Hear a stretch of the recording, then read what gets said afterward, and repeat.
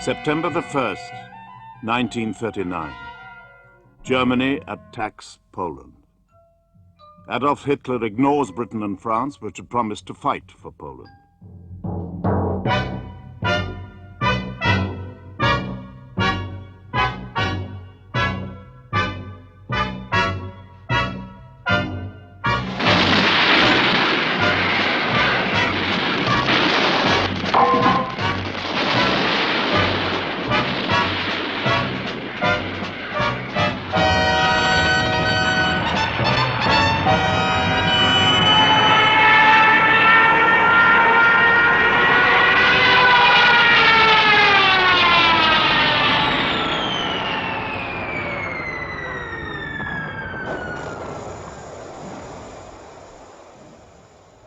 Sunday, September the 3rd. The British Prime Minister Neville Chamberlain broadcasts. This morning, the British ambassador in Berlin handed the German government a final note stating that unless we heard from them by 11 o'clock, that they were prepared at once to withdraw their troops from Poland, a state of war would exist between us. I have to tell you now that no such undertaking has been received, and that consequently this country is at war with Germany.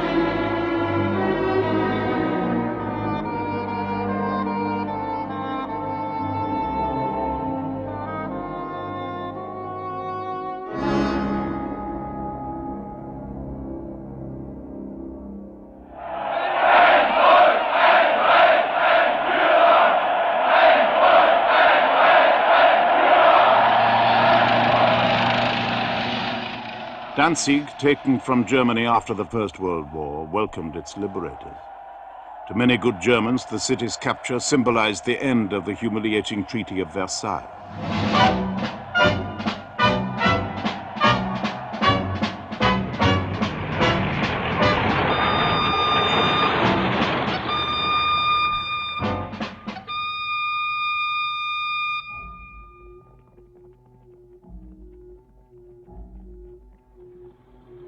Hitler swept forward to congratulate his victorious troops. He said they'd rescued his people from Polish barbarism.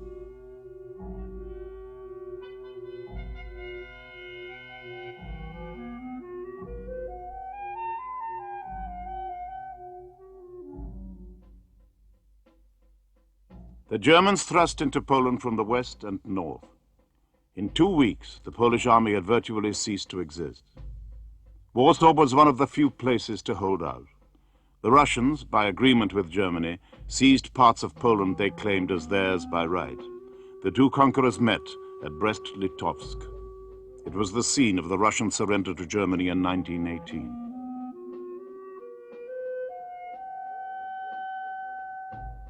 The official German greeting in Russian said German soldiers had always respected Russian soldiers. The clash of Nazi and communist was, for the moment, conveniently forgotten. The final bombardment of Warsaw began on September the 23rd.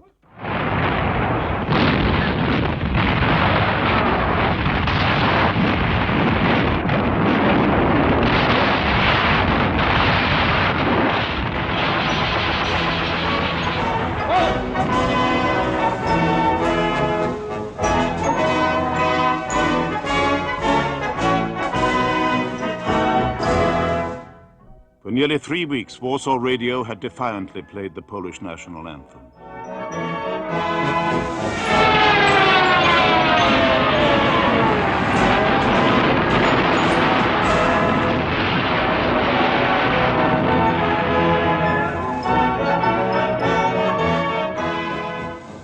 On September the 27th, the anthem stopped.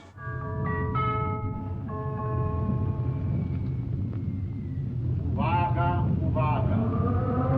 Nasz alarm dla miasta Warszawy. Uwaga, uwaga. Warsaw was reduced to rubble.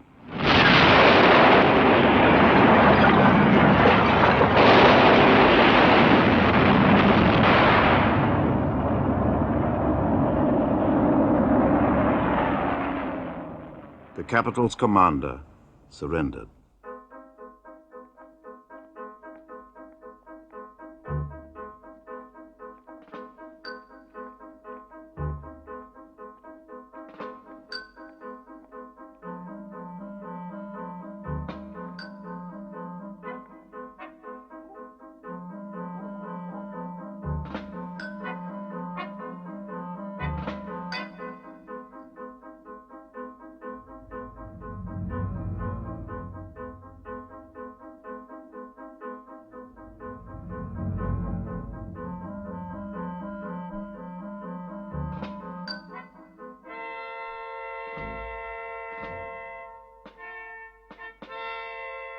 Poland, swallowed by Germany and Russia, disappeared into a new dark age. Arrests, deportations, executions began.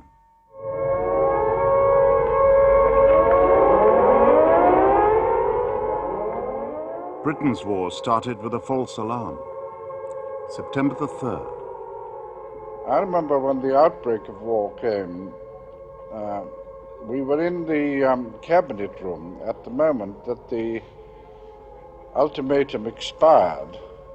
Lord Butler was then a junior minister. And we were just beginning to congratulate the Prime Minister on his broadcast when we heard a terrible wailing, which of course was the first air raid siren. Chamberlain took it very seriously, and his wife then appeared with an enormous basket full of things for the night and thermos flasks and things to read and so on. And so we all went and sheltered. I went and sheltered after some delay in the Foreign Office. The whole of the Horse Guards Parade was completely empty of people, and there was nobody in sight anywhere. When I got there was no furniture, so I had to sit on the floor. And an air raid warden said that there would be no gas. But of course, there wasn't really any war for some time, apart from being no gas.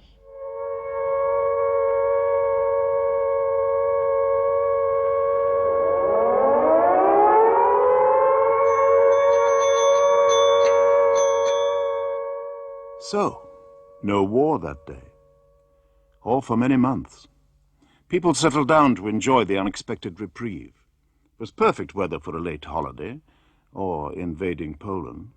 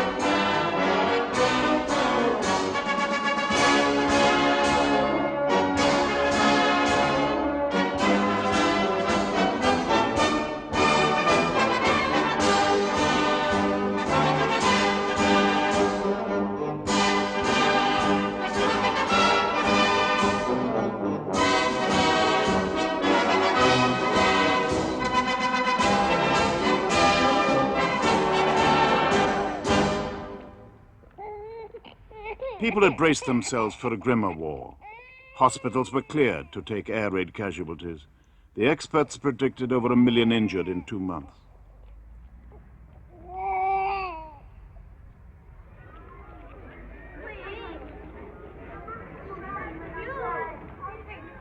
Children and their mothers evacuated from the cities, 1.5 million of them. For some, a nightmare. For others, an adventure. We assembled in a playground rather like this. The kids were there and the parents. Children had the gas mask over their shoulder and labels tied to them. The women had to decide whether to keep their school children with them or whether to allow them to go out. Now, one would think that this was an easy decision. Why not keep your children with you, which is the natural thing to do? But against this was the terrible thought that there was going to be gas, that there was going to be terrible bombing and death, and the children would be maimed. Everyone was crying, the parents and children. And as we moved off, especially, people burst into tears. My mother, I think, was more unhappy about the wrench of us going rather than the war itself. My sister was crying. I personally wasn't. I was rather excited at the prospect of leaving this part of London. We thought we'd travel to the other side of the world, but in fact we came to Denham, here, only 20 miles from London. I promised my mother that I wouldn't be separated from my sister, so we went to the village hall with all the other kids. And because we wouldn't be separated, we were the last ones to find a billet. It was like being auctioned off at the time. But when we finally got a house to take us in, it was fantastic. It was a new world that opened out to us. I mean, we had toothbrushes and sheets on the bed and hot water. Imagine hot water. We just couldn't get over it, and we didn't know what eiderdowns were for. In the morning, we went blackberry picking. Then we heard the sirens. So we rushed back to our billet. The woman there reassured us and said not to worry. And we sat down to lunch, and it was the first fully laid out table I'd ever seen in my life. And war was declared, I think, that same lunchtime. She said not to worry and passed us the whole soldier sauce. But I think a number of children suffered really deeply being away from their families. They suffered a sense of rejection. They exhibited their senses of rejection and sorrow and suffering very often by strange behavior problems, by bedwetting, perhaps not eating. 31 arrived with 2 junior nurses, I think. They were pretty dirty, and 2 of them got impetigo. I had young children at the time. And I put them into a large room, and you've no idea, I had no idea that such things exist in England. They relieved themselves all over the carpet, and the place was a shambles.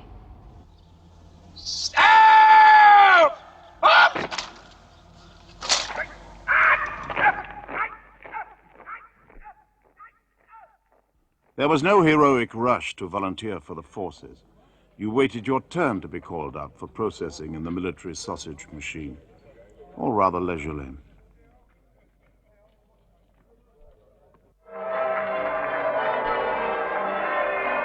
A rush to get married. In August and September, the highest number of weddings ever recorded. White's the only way.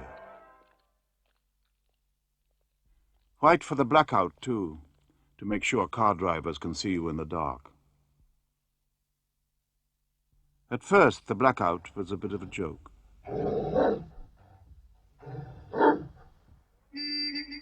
Then road casualties shot up, and the blackout wasn't funny anymore. There weren't any air raids, but thousands of people were killed or injured in accidents in the blackout.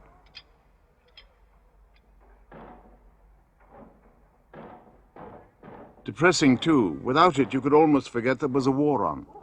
Every night, every home had to be blacked out. The air raid warden, looking for chinks of light, became more hated than Hitler. The government closed cinemas and other entertainments at the beginning of the war, but a fortnight later they were allowed to open again.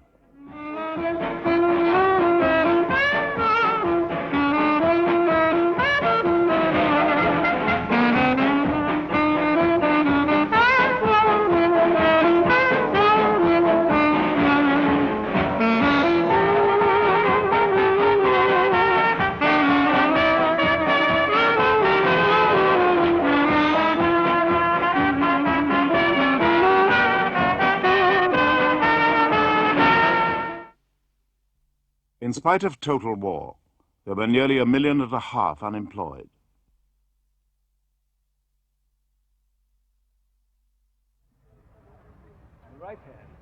Sir John Simon, the Chancellor of the Exchequer, introduced an emergency budget. In 3 hours' time, all budget secrets will be revealed. I am confident that whatever may be the burdens which have to be carried by the British taxpayer, my fellow countrymen will bear them with the same resolution and courage as our fighting men will show when they discharge their grimmer task on the field of battle.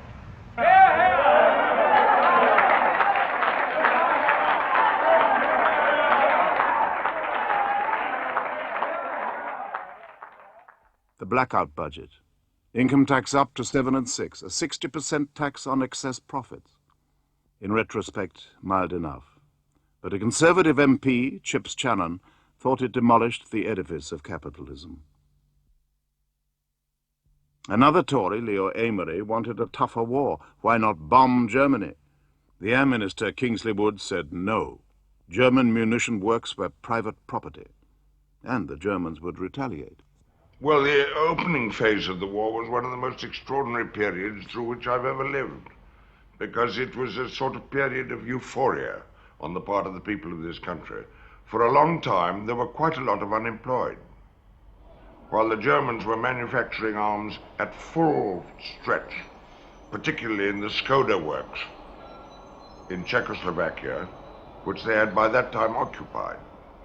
Now, all this time, the Germans were a beehive of activity. We were doing absolutely nothing. We'd gone to war for the defense of Poland. In the event, we did nothing to help Poland at all. We never lifted a finger.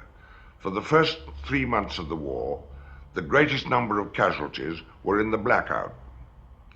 And we confined our war effort to dropping leaflets on the German people, telling them that it was a bad idea to go to war and that it was a pity that they'd done it, and perhaps we might make peace.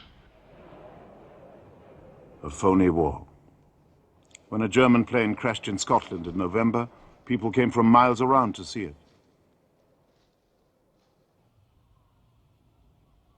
And the Luftwaffe's dead were buried with full military honors.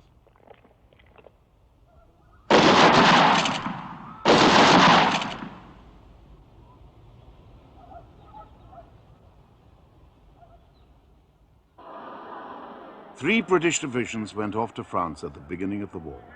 More followed. Nearly 200,000 men, said the War Minister proudly. The French had mobilized 6 million men. They grumbled that the British weren't taking the war seriously. Wish me luck as you wave me goodbye. Cheerio, here I go on my way.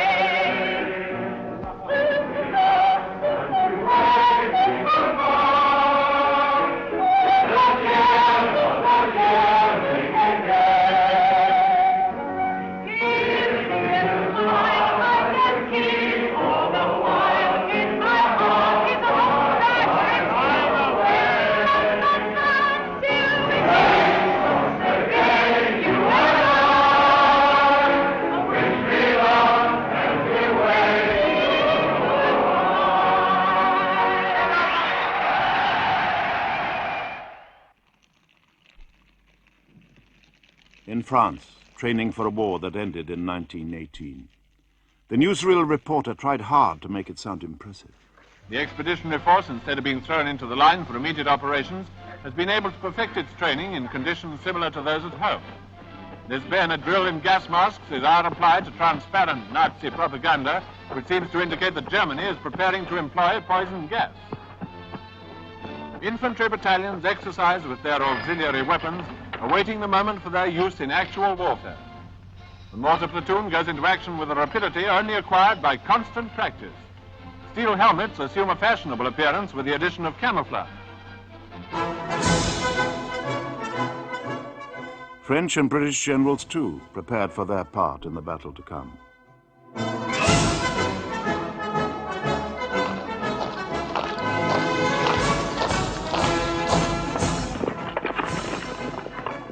The British dug in on the Belgian frontier. In December, it was decided that when fighting began, they'd leave their defenses and advance into Belgium. Anything helped to keep their minds off the war.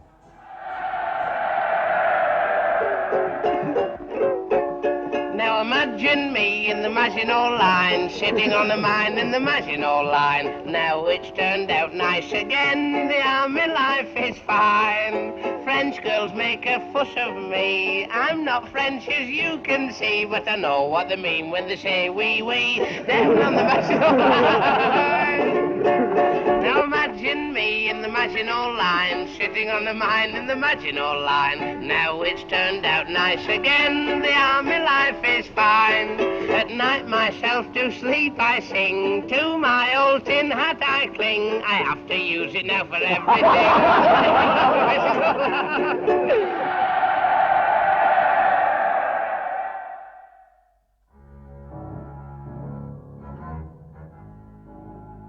Winston's back, the Navy was told on September the 3rd.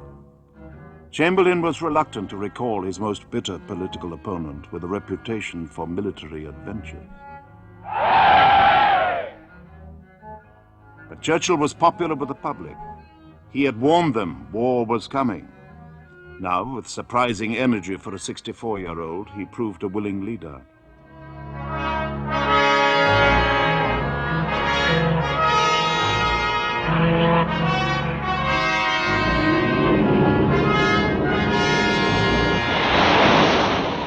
The RAF dropped leaflets, the army dug trenches, but Churchill's navy was Britain's strongest arm.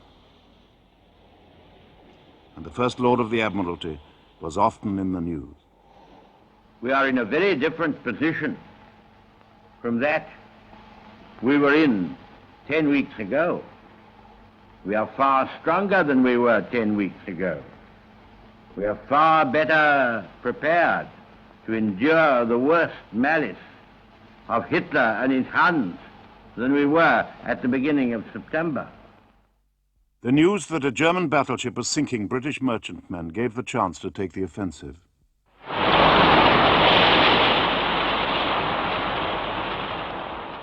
Churchill concentrated much of the Navy's strength on finding her. One of the hunting groups patrolled off the River Plate in South America. 3 cruisers, Exeter, Ajax, and Achilles. At dawn on December the 13th, they sighted a heavier German ship.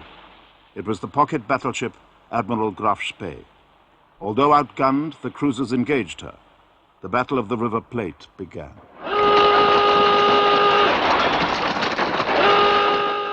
Within about 5 minutes of the alarm being sounded, Graf Spee and Exeter were shooting at each other, and the Ajax and Achilles were both shooting at the Graf Spee, concentrating their gunfire.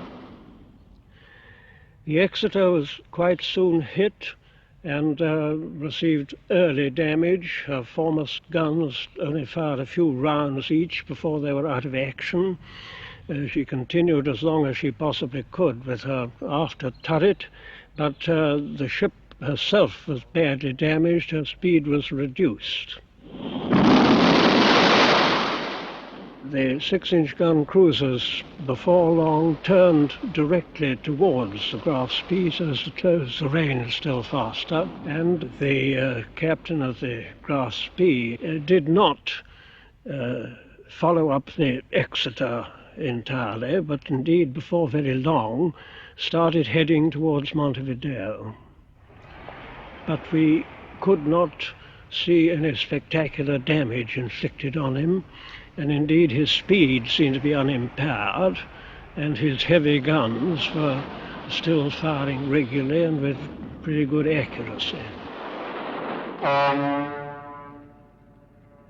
In Montevideo, the Graf Spee took on fuel and put ashore the crews of the merchant ship she'd sunk.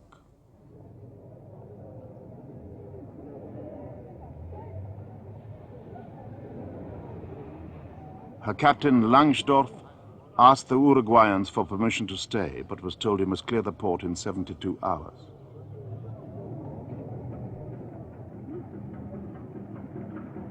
So he buried his dead. And believing that much heavier British ships were waiting for him outside, he prepared to carry out his final orders from Berlin.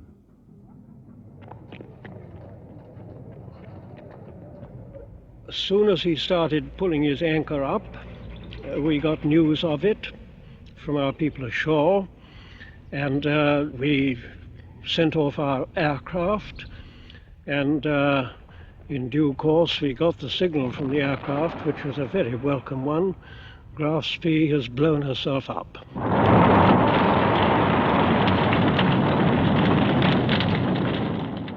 2 days later, Langsdorff shot himself.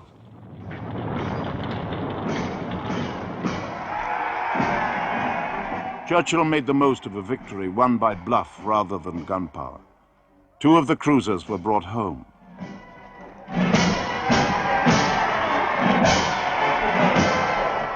Their crews marched through the city of London to Guildhall, and the First Lord of the Admiralty basked in their glory. The brilliant sea fight, which you executed, those who are here executed,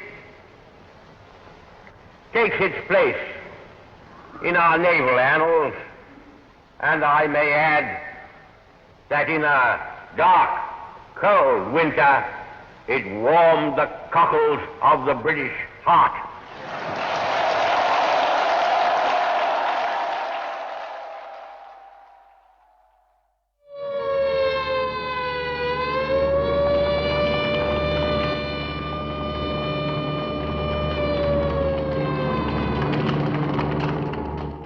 Helsinki, November the 30th, 1939. Finland has refused to hand over bases and territory demanded by her neighbor Russia.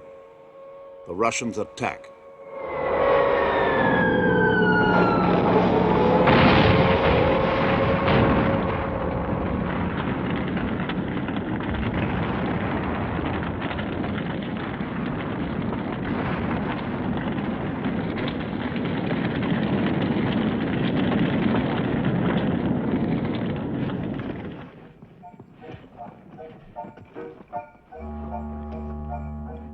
The massive Russian army crossed the frontier, apparently set for the kind of easy victory the Germans had had in Poland.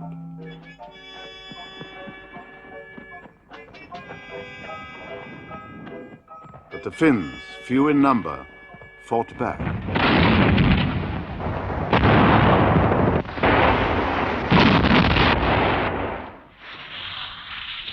Camouflaged Finnish ski troops knew how to use their own conditions, moving round the Russian flanks, cutting their supply lines.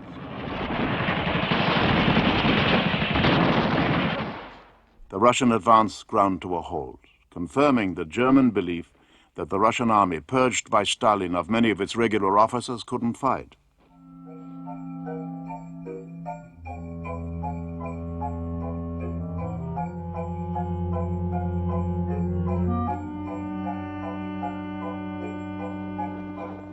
Whole Russian divisions were destroyed. Those who weren't taken prisoner died in the snow. For the Russians, a humiliating, if temporary, failure.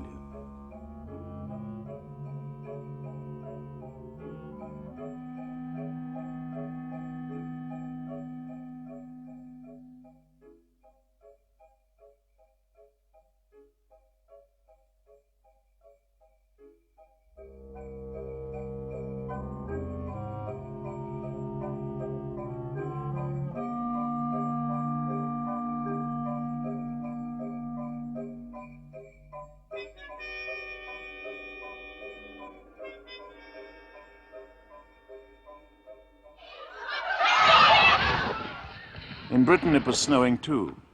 The censorship tried to hush it up, but people couldn't help noticing.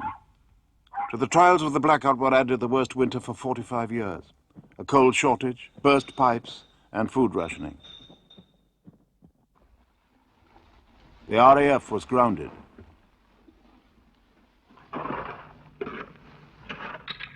Troops were called in to keep the trains running.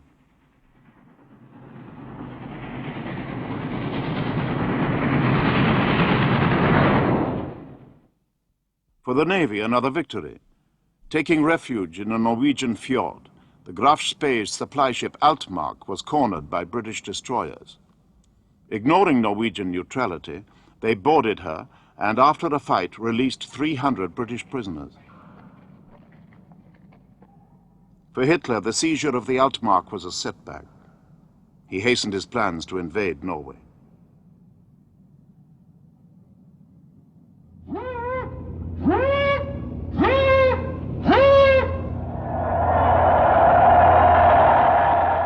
For Churchill, another popular triumph.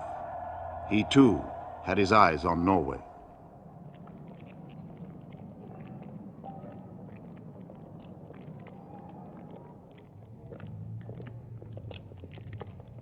Churchill's colleagues had been discussing for months his plan for British action in Norway.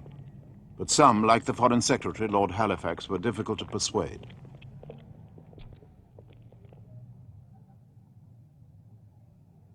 Churchill now added a plan to help Finland as part of the Norwegian operation.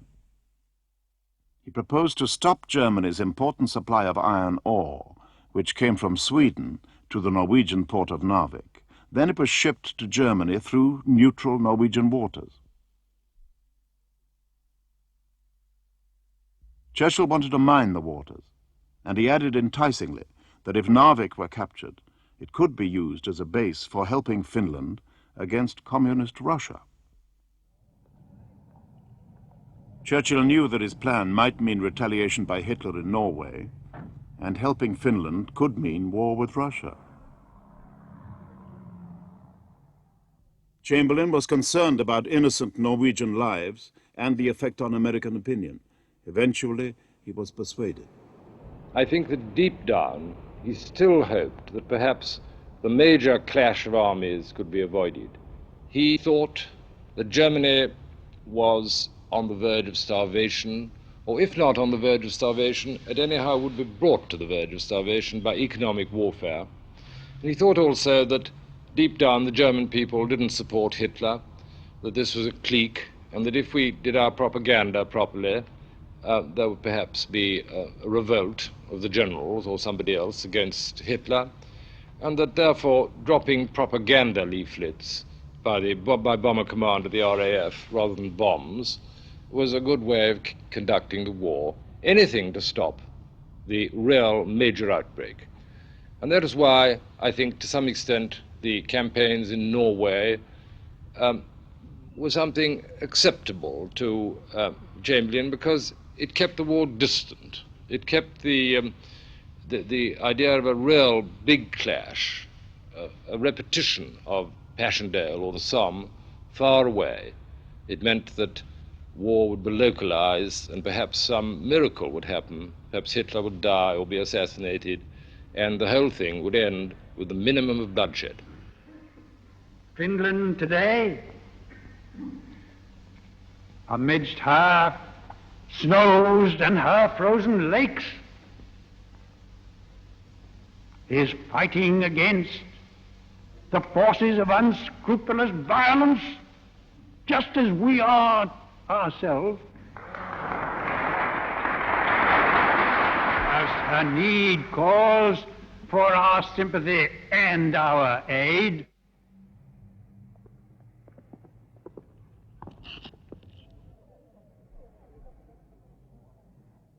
some British aid did go to Finland, but little and late.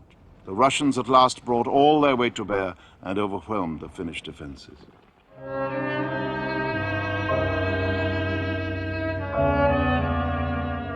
The day the British steeled themselves to force a landing in Norway, Finland surrendered. So Britain was saved from war against Russia and Germany at the same time. The armistice terms gave Russia most of what she wanted.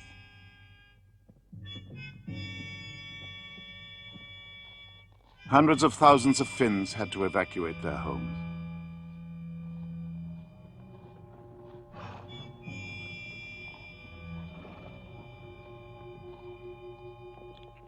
The French Prime Minister Daladier had staked everything on helping Finland. He was replaced by Paul Reynaud. Reynaud went on pressing for Churchill's operation to cut off the German iron ore. An Allied meeting in London decided to mine Norwegian waters. Churchill had got his way.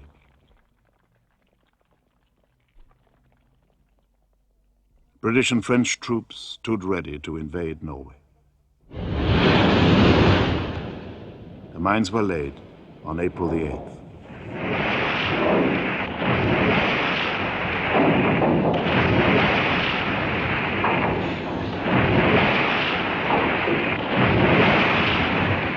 A few days earlier, no thought of Norway in his mind, Chamberlain had proclaimed that Hitler had missed the bus, and General Ironside dared the Germans to do their worst.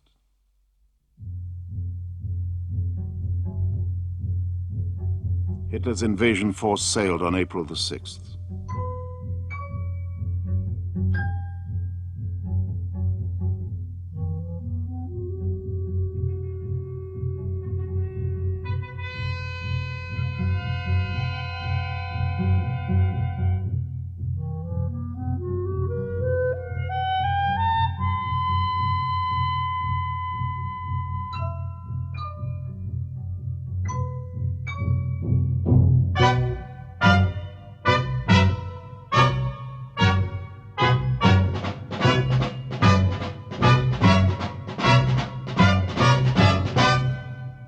The Luftwaffe took over most of the Norwegian airfields.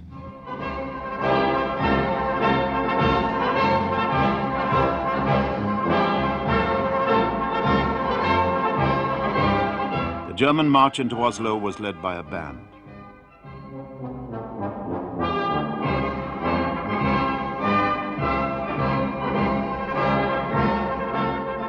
Norway had no standing army, only half-trained militia.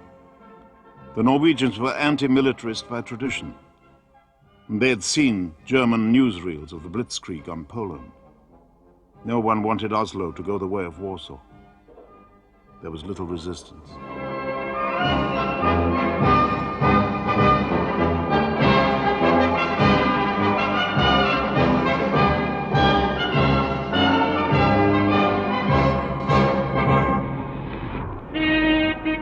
The Allied operation in Norway was a muddle from the start.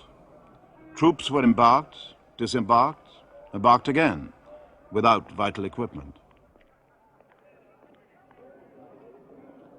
A contingent of French troops sailed with the British, plentifully equipped.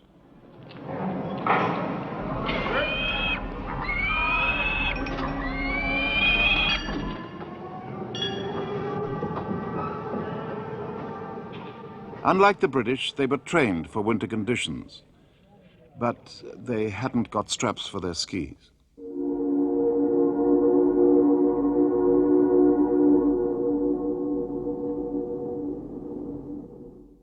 Even the expedition's objectives were confused. Trondheim in central Norway was to be captured by a pincer attack from Andelsnes and Namsos. So some troops were diverted south. But Churchill's mind was still fixed on Narvik, and it was there the first battle took place.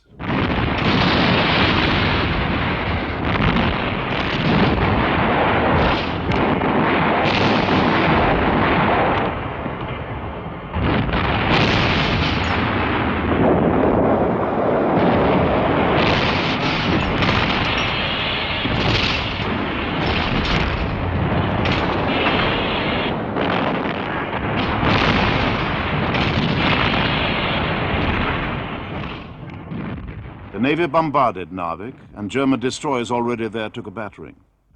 But the advantage was lost. The British Army commander didn't make a direct assault on the town.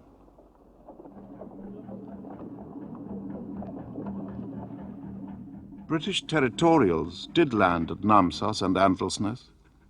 They had no skis, no proper maps of Norway, and no heavy guns. There was little they could do when they ran into the well-equipped Germans.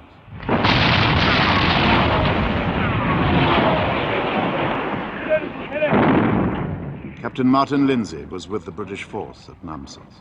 There really was no hope at all for this operation because it was entirely improvised at short notice, and in a great hurry, and the force had no aircraft supporting it and no artillery.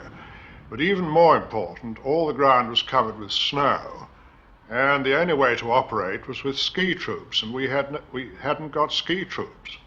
And therefore the troops were confined to the road, and whenever the Germans got onto the hills on the flank, they had no alternative but to retire.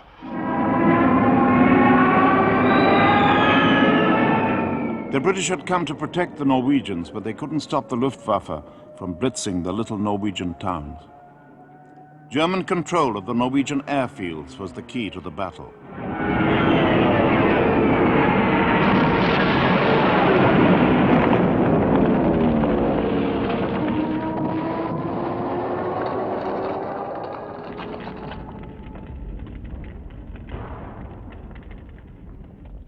The Germans advanced, capturing hundreds of British prisoners. Some of these were flown to Berlin and paraded before Hitler. Others were put in front of German newsreel cameras. You seem to be in a pretty good mood here. Obviously, you don't find Germans as bad as you expected them, do you? Oh, no, certainly not. No. I was captured at Vorburg by the Germans. From there, I came to Littlehammer. And we had a supper. Consisted of brown bread, gorgonzola, wine, which the Germans gave to us, cigarettes. We had a hot meal each day. And we're getting on fairly decent. And I hope the war will soon be over and we'll all be going back home. Most of them did go home, ingloriously, abandoning Andalsnes and Namsos still burning.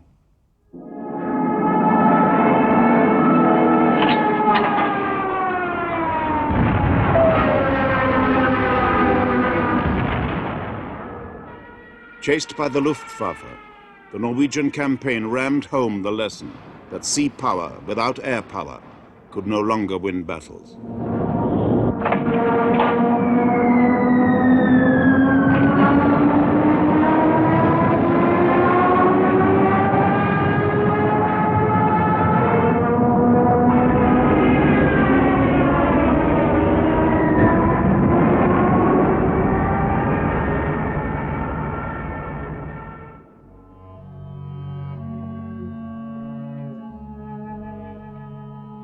Their only battle honor the part they played in bringing down a government.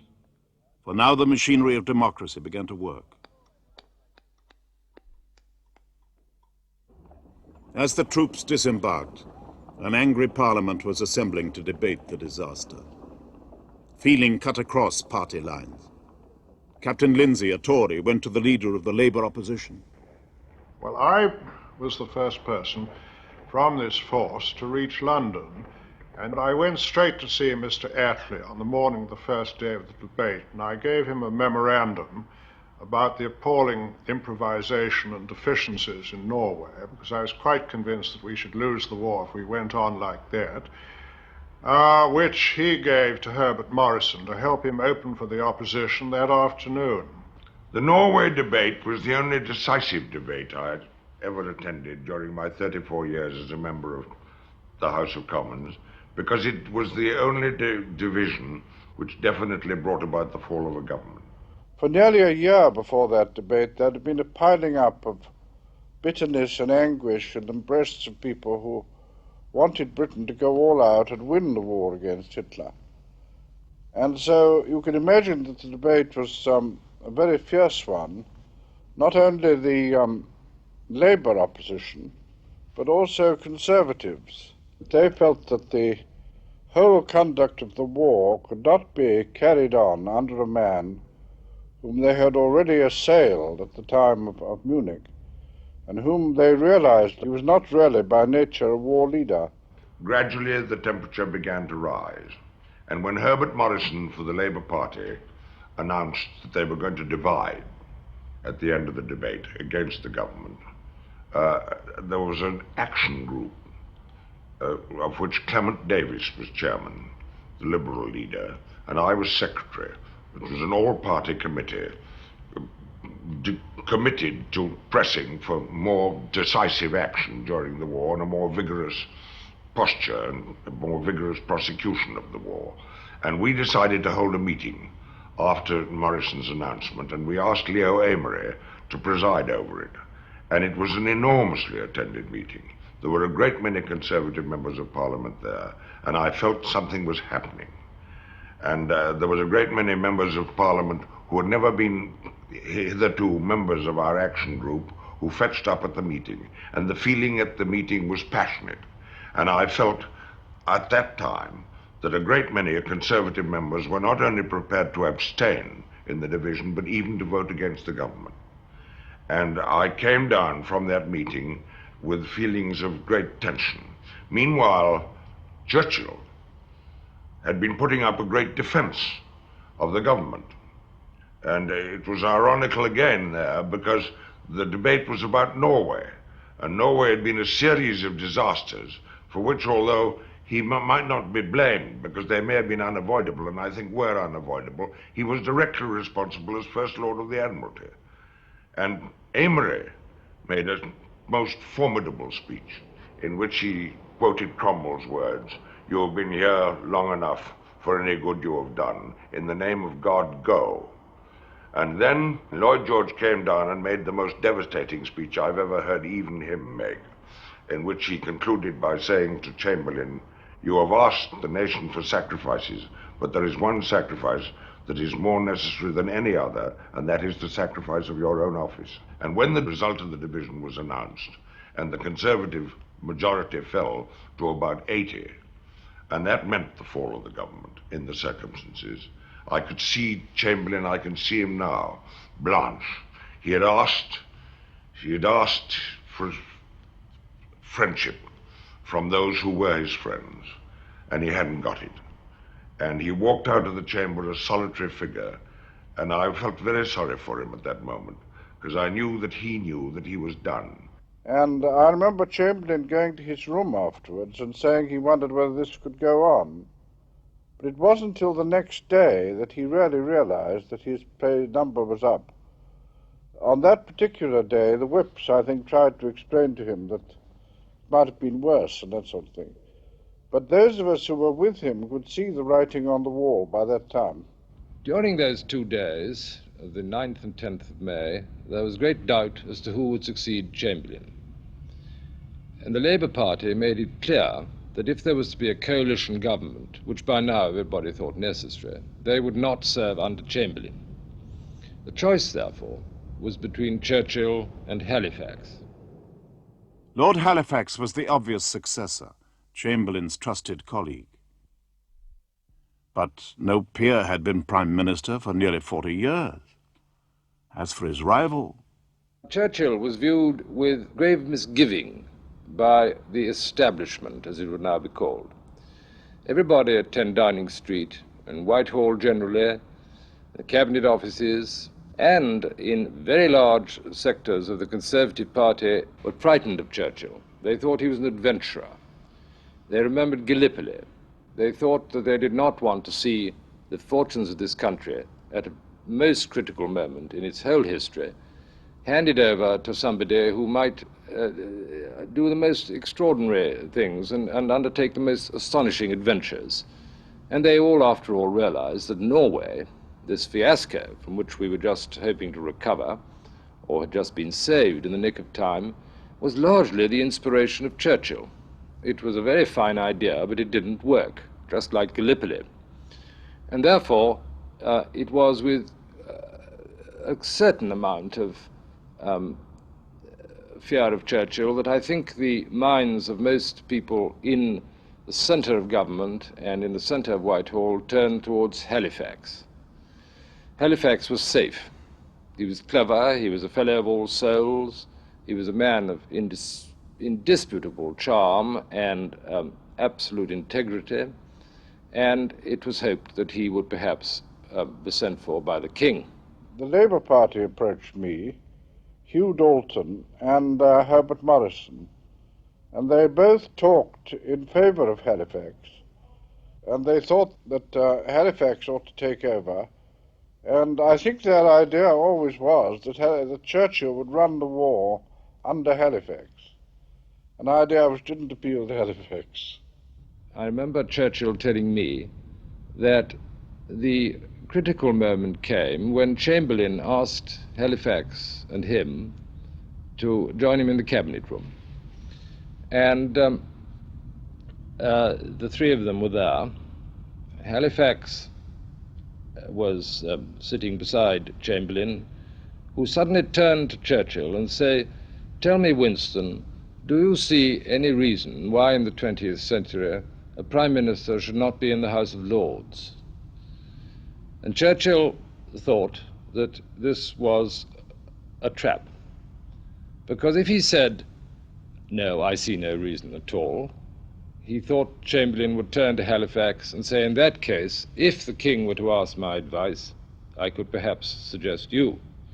On the other hand, it would be very difficult for him to say, "Yes, I do," because then there could be no alternative but himself. And so he turned round and stood staring over the Horse Guards parade and did not reply to the question.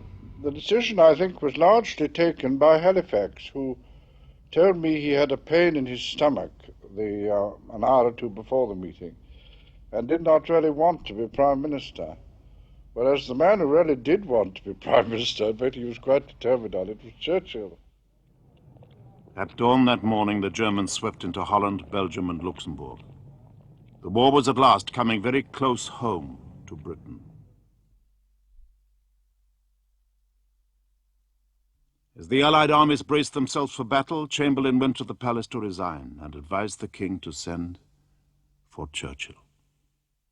Churchill would be a gamble, and perhaps when you're at a very serious moment of your lives, a gamble is not the thing to undertake. And so it was with great despair that we all heard on the evening of the 10th of May that the king had sent for Churchill.